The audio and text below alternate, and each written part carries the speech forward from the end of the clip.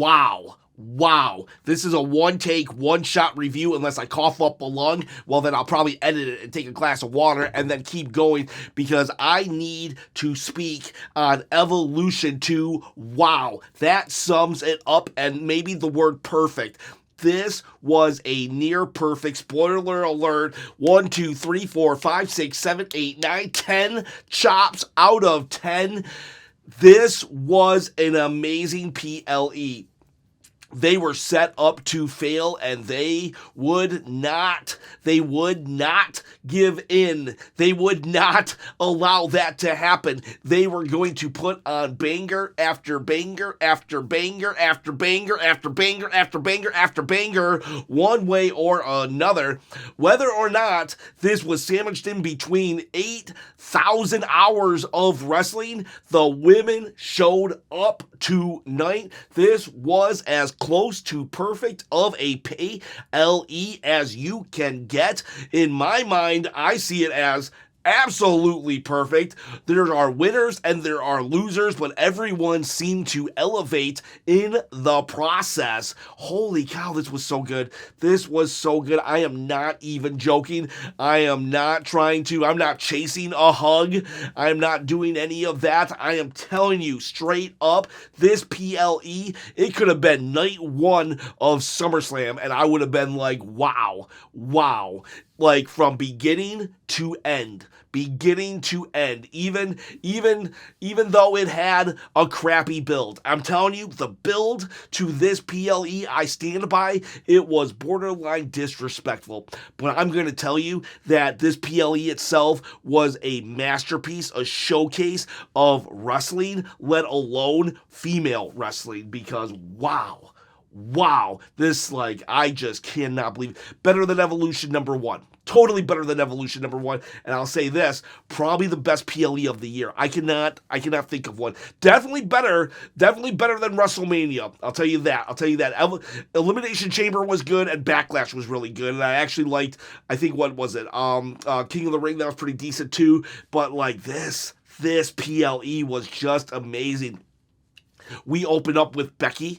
We open up with Lyra. We open up with Bayley. And I'll tell you, it was a really good triple threat. Now, in the beginning, for maybe the first 30 seconds, they knocked Lyra out, and it was a little too soon for her to be just outside the ring while it was one-on-one, but she quickly got in, and from that point forward, it was pretty much always just 3 people actually fighting. Not that, I punched you, now you're out for 5 minutes while we have a one-on-one match. No, it was just it was go time.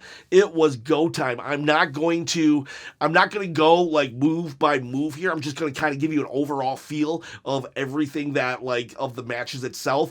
But yeah, it was just so good. And the sequences were amazing. Lyra is fighting 2 of the horsewomen that defined the Evolution, honestly, Evolution, the PLE. They were the revolution, the women's revolution. They are the reason. Becky, Sasha Banks, Charlotte, and Bayley. Becky and Bayley are couple of the reasons. The hashtag give women more time, and it's just so Lyra you would be the odd man out, the odd woman out. She did not feel like a third wheel at all. It just felt like everything made sense how it was happening. The crowd was so into it. I was so worried that the crowd was going to be fatigued, that they wouldn't have showed up because they were at Beyonce or whatever the case may be. They were there, they were loud, they were proud. It was just amazing. They didn't overdo it with the stupid chants. They chanted when it was necessary. They wooed when you should woo. It was just amazing stuff. I'm glowing. This is such a good PLE. I'm sorry if you hated this PLE. I would love to hear why. Honestly, I would love to hear why, because I can't even fathom a world in which anyone would hate this PLE. And I'm not gonna glaze WWE for the sake of glazing. Go look 2 reviews ago, my SmackDown. I'm really critical of SmackDown. So I'm gonna be critical when it needs to be critical, and I'm gonna love it when it needs to be loved. And this this PLE I need to love on because it was great and amazing. I want people to see it. If you did not see this PLE, stop watching this review right now and go watch because it's worth it. It's worth it. Banger of a match. And this was like, I've never seen a pin like this. So like Bayley has Lyra like dead to rights, right? She's got her pinned. 1, 2, and then Becky just rolls over Bayley, gets her in she hooks her arms and stuff, and then rolls into a pinning combination. Usually when it's a triple threat, one opponent, they get their move, they knock the person out, and then you take that person and you throw them out of the ring, and then you steal the pin. But this was different in that Becky went after the person who was the fresh person, the one who was pinning, because Bayley was pinning Lyra, and she got Bayley in that 1, 2, 3.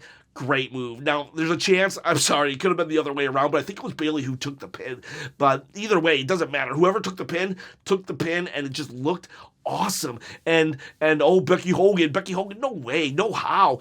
Becky has regulated herself to the mid-card division to raise and elevate. I'm telling you, Lyra, you could hear a pin drop a couple months ago, and now people are wooing Lyra when she should be wooed. I'm telling you flat out, that Intercontinental title means so much more on the belt of Becky, and I am just like, made me a believer because at WrestleMania, I was actually mad at Becky Lynch, but now I'm like, wow, look at Bayley even. Bayley in a prominent feud. Bayley was looking good. The fans were cheering Bayley. I believe that this heel of Becky Lynch has gotten people back on board to remembering how great and awesome Bayley is while discovering Lyra as well. So win, lose, or draw don't matter. As long as the fans are cheering you, supporting you, or hating you like they hate Becky Lynch. Perfect stuff. Can't shower it with more flowers than I can. Then we have the four-way with the women's title, tag team title. Again, barely any storyline, right? We're not even going to talk about how there's lack of story, okay? It was disrespectful coming into Evolution, but all the respect was poured onto Evolution. We have the champions, Raquel and Roxanne, and bonus points. Every champion came out last here. Every champion came out last. I'm a big proponent of champions coming out last. So we have them. Then we have Alexa Bliss and Charlotte Flair. Their banter, their playfulness, getting people to actually love Charlotte Flair. This was crazy. You want to know something? Charlotte got a hot tag, and guess what? The fans cheered. The fans straight up cheered. And it was just amazing to see that.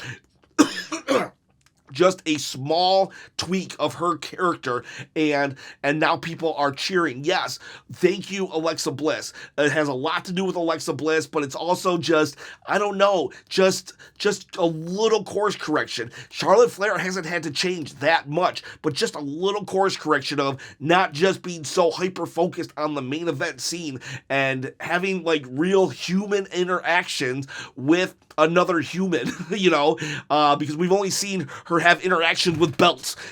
Charlotte Flair has only prized belts before, but now we see that she has prized interactions.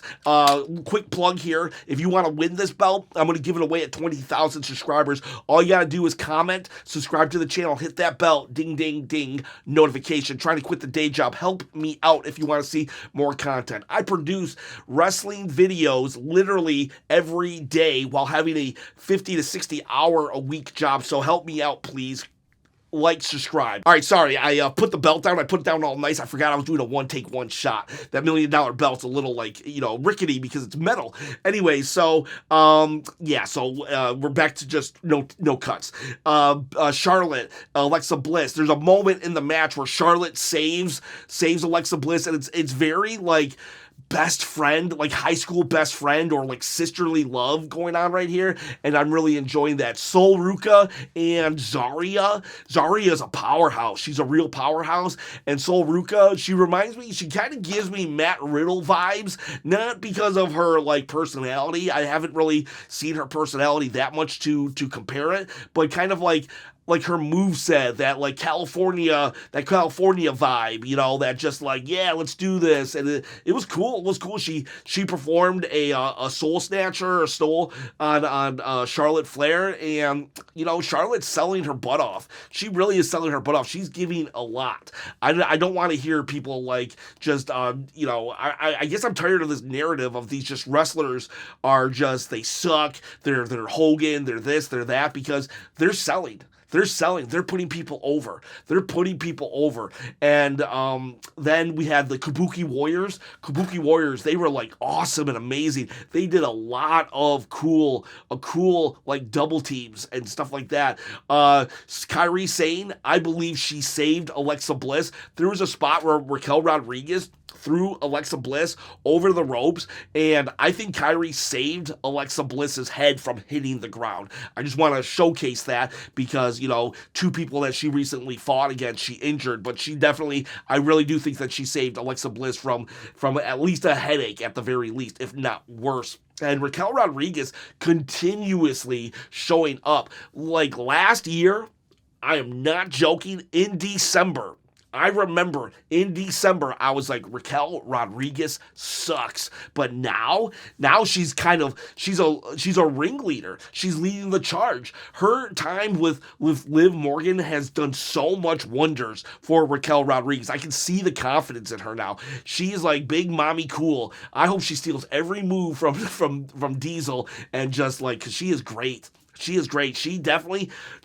fills a void that was not there in the women's division. Raquel Rodriguez, amazing, and they win. I couldn't believe it. I wish Ruca wouldn't have taken the pin. I wish the NXT girls wouldn't have taken the pin and it had been Kairi Sane or something, but not a big deal. Not a big deal. I thought they were going to go with Alexa Bliss and Charlotte, so I hope they don't break up, though.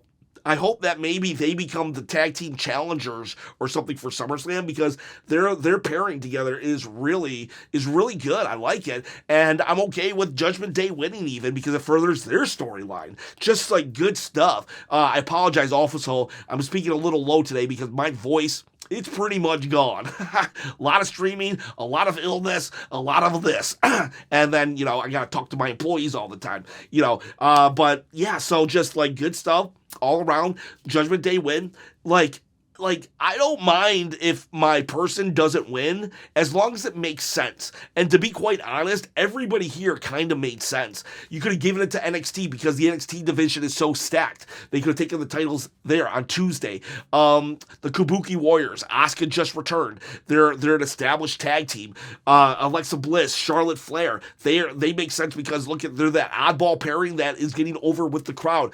Roxanne and Raquel, they make sense because, you got the whole Liv Morgan Judgment Day storyline going on currently. So it's good stuff. Just great stuff. We go to the next match. Jacy, Jayne versus Jordynne Grace. This is an NXT match. A little worried that the crowd wouldn't know NXT, but I was wrong. I apologize. I eat all of my words that this crowd was awesome, and all my fears were gone. All my fears were gone. This event was better than Saturday night's main event. I'm going to tell you that straight up. And Jacy Jayne wins. We had not Mariah May. She's Monroe Blake. Monroe Blake, she actually hit Jordynne Grace and turned on her. She turned on her, but didn't join Jacy. She turned on her. Jacy and her had their moment, and then she kept going, and Jacy Jayne wins. And I know that Jacy Jayne, it was an upset victory over Stephanie Fakir, and I thought to myself, Stephanie Fakir should have been the one that lost the title here, and they should have kept it on her a little longer. But Jacy Jayne, I guess she's the most beatable champion of all time, but she was good. She was really good. I don't see why people are dogging her so much. I get the vibe that people are treating her when Jinder Mahal won the title, but if you took that Jacy Jayne right there and you put her in 2002 WWE, she would have been the best female wrestler. Like, should have been the best female wrestler up until probably like 2012. Like, she was that good. I thought she did a great job. And Jordynne Grace, awesome, amazing as well. She doesn't need the title. She doesn't need the title. She can now go feud with Monroe Blake, and because you can tell that Jordynne Grace has championship and future. It's all written over her. She's a star. She's going to go to the main roster and win. She can be one of the few that don't need the belt and then just go to the main roster. She already has all that experience in TNA and all the accolades there. Jacy Jayne, I fear, though, that while she had lost the belt, maybe she would have just gone right back, falling down that card right away, because I could see why she's been overlooked. But I hope if the title reign can get stronger and stronger, maybe she'll become undeniable. Then what it was, that's 3 matches right there, right? We go to, what do we have? I can't remember what order these are in. I think the next one might have been Trish versus Tiffany Stratton. This was the worst match of the night, and that says something, because this was a really good match. Trish Stratus is like better now than she was back then, because she was in around 2002, 2003. But the problem was, Trish never really got in she never had a chance to really showcase herself, because they were regulated to, all right, you want a women's match? You got 5 minutes. And then after that, you can come out and bark. And that's actually happened to Trish. They put a segment with her. Please don't look it up. But like, for real, like, she was never really given too many opportunities to shine. Yes, she did eventually main event a Monday Night Raw with Lita. Props to both of them. But like, for real, like, now she has more time to tell a story, because wrestling matches are also telling a story. It's building up to a climax. And they were able to tell a really good story. Tiffany Stratton, she did a good job. She hung, but it's more Trish. I'm more impressed with Trish than anything, because she didn't look gassed at all. She just looked like she could just keep going. She lost the match, and it was funny because when she lost, like, Tiffany was like clapping fans, and I think it was Jessica Carr. Jessica Carr was like, "Get out, you go. It's time to go." And that way Trish could get her moment in the sun, and she deserves it. I was very much against Trish coming in and getting a match like this, and I stand by everything I said. But we're in this moment now, and it was going to happen. It had to happen. It did happen. And for what it's worth, Trish did a great job. This was a good match. This was a better returning legend match than yesterday's Goldberg match, when Goldberg even did a good job considering everything. But Trish, like, she's a legend, and you can see why. Like, she just looked like she belonged. Honestly, she just looked like she belonged. It's just a shame that we never got her in her prime, when women were given like longer matches, and all the women were on equal paring, and you had multiple women you could feud with, not just 3. So, like, great job, Trish Stratus. Tiffany does win. That was the right call as well. Glad Tiffany got her moment. You know what was cool about this Evolution also is that, like, the first Evolution relied heavy on bringing back people from the past. And on one hand, that's cool, because those people in the past, they didn't have these kind of opportunities. So it was good that they got to see them, got to have them. But it's also cool that the roster is so big, so deep right now, that they didn't have to do that. And that's a good thing. That's a healthy thing. We didn't have to send the entire NXT division into the Battle Royal, because we couldn't really fill it out. No, we didn't. I wish Paige and even AJ Lee had been a part of the Battle Royal, but they weren't advertised, so it's like, you can't really be mad. It's just kind of wishful thinking. I think the Battle Royal, we can talk about that now. Battle Royal, excellent stuff here. Everybody got time to shine. Chelsea Green got her moment. Alba Fire got her moment when she took a bullet. For Chelsea Green when Chelsea was about to get eliminated. Alba Fire just jumps out. We have Zelina Vega get some revenge on Julia. I guess that would be the only thing not perfect, that the U.S. title wasn't defended, so I will throw that out there. But Zelina Vega gets her revenge on Julia, knocks her out, so maybe that program can continue. continue, maybe SummerSlam. Then we have what I really liked when we get to the Final Four. So Nikki Bella, she is in there. She did fine. Nikki Bella is another returning legend who did fine. I was never a huge Nikki Bella fan, though I did love when she said that Brie should have died in the womb. That was hilarious. But the Final Four, Nikki Bella gets eliminated, right? And it's Nia, Lash, and Stephanie Fakir. Now, I love Lash Legend. I thought she would have, like, my hopes were that she would get maybe like 6 people out and then get eliminated. I had no idea that it was going to be Lash versus Nia, and Lash looked so good. Nia sold so good for Lash Legend. Now, Lash did need the help of Stephanie to get Nia out, but it was like very smart how they did it. They teamed up to knock Nia out, and Nia, for her part, had a lot of really like oh no, is she gonna fall moments, and it worked. It worked. They did it. It was perfect, and it really set up Lash as like a future in this division. Now Nia goes out. Lash is set up. Now it's Lash versus Stephanie. I really wanted Lash to win. Lash, I've been like a big like low key Lash supporter for like about a year now. Ever since they came, her and Shakira Jackson. Unfortunately, Shakira's gone now, but like I really liked those two together. And so I was just over the moon with it was just Stephanie and Lash. I was rooting for Lash, but when Lash lost, Lash did lose. She got the devil's kiss on the apron, on the hardest part of the apron. She gets knocked out. It was the right call though. It was the right call. Even though the person, I would have jumped for joy. I would have jumped for joy if Lash had won, but I totally understood why Stephanie won. Stephanie's on the main roster. We're trying to bump her up, and even though Lash was my girl and Stephanie, I know a lot of people love Stephanie. I'm still trying to kind of connect with her.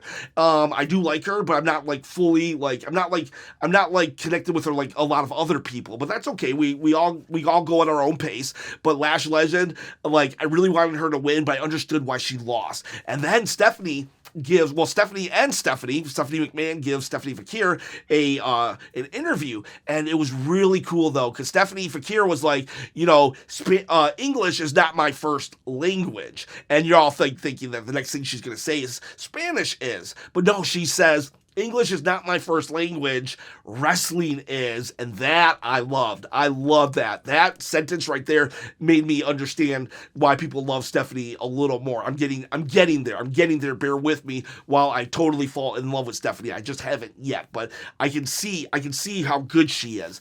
And but yeah, that was just a really cool. I love her work ethic. I love that she's trying so hard to just connect with the overall presentation that is WWE. She is working very, very hard. And I love it. But Lash Legend, she got the bump up. Chelsea Green got some moments. Nikki Bella got some. Everybody just looked good. Everybody just looked great and amazing. Then we have the Naomi versus Jade. I think Naomi Jade actually happened before the Battle Royal, but whatever. That was a no disqualification match. No rules, no whatever. Bianca Belair was the ref. I feel like they didn't really utilize Bianca Belair as the ref. Yeah, there were some sideward glances and stuff, but it didn't really feel like Bianca's role here was anything special. So that was kind of curious. I wish they would have done something, like even if it was just Naomi yelling at Bianca, and maybe like Bianca then just pushes her, and then that would be the end result of Naomi losing. But it didn't happen. A lot of back and forth. There was one moment where Jade was like by the announcers, the desk, and Naomi like drop kicked her, right? And like the desk like exploded. There's just like an explosion, smoke, everything. That was really cool. But the match, it continued. And there was a moment where like the trash can spot was a little iffy, a little wobbly, but whatever. But when it's all said and done, Naomi goes through a Slim Jim table. It breaks, and thank God, the advertisements are back. So that also kind of sucked. The advertisements have returned, dun dun dun. And but yeah, Jade wins. Jade gets the 3. Bianca raises her hand, and again, they kind of sideward glance each other, but Bianca there, I guess it was unnecessary. I wish they should have played it up just a little more. Like I said, Bianca could have just pushed Naomi to get her out of her face, which would have then resulted, domino effect into Jade winning somehow. Like she trips over the garbage can. And then Naomi sits up, and then whatever. You get what I'm saying. But Jade wins, and people might be mad. Oh, Naomi needs to start winning because she has the money in the bank. Well, I get that, but Jade's also your queen of the ring, so you could say either one should have won. And it all makes sense, though, because we now go into the final match. Now, it is criminal. It is criminal that the build was almost non-existent between Io and Rhea, but whatever the case is, this was a 5-star banger. There was a moment where I made fun because Io's like, I respect you. I respect you. No, Rhea said that to Io. So I was like, oh, Cody Rhodes booked this match. But no, it just kept going. It got great. And in the beginning of the night, I was like, low key, guys, like, is it weird that I kind of want one of the women referees to take a ref bump? Like, not because I just want to see someone get hurt, like a woman get hurt, haha. No, I just equal rights, equal pain. But I wanted it needed to be a female though to knock her out, not a dude to knock him out. There's a separation. It's an all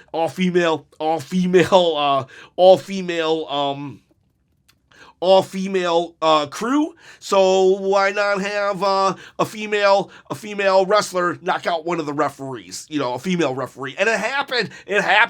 Io drop kicked. I think it was Io, or was it Rhea? Someone drop kicked Jessica Carr out, and then Rhea gets the visual pin, but it doesn't, and Rhea starts to crash out, and it's like they go out to the crowd. Io does a huge leap off of a bunch of I don't know, sound cases or stuff. It's just crazy. This match just kept getting better and better and better as time went on. It was such a banger. They finally get in the ring. Jessica Carr's finally getting up, and I think Io does her move. 1, 2, you think it's over, and it's not. It just won't end. It is a war of attrition.